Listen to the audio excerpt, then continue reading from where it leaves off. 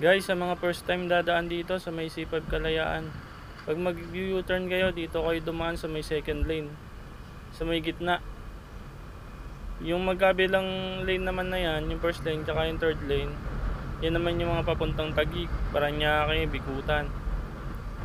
Pag nagkamali kayo ng pasok dyan guys, malayo-layo yung iikutan nyo. Nagkamali na ako ng pasok dyan isang beses eh.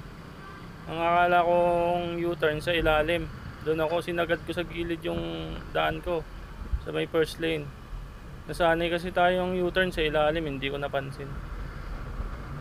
Tapos kung pupunta naman kayo ng Paranaque, tapos dito kayo napadaan sa may U-turn, diretso lang kayo, may U-turn ulit doon sa unahan, pares nito sa ibabaw din ng daan.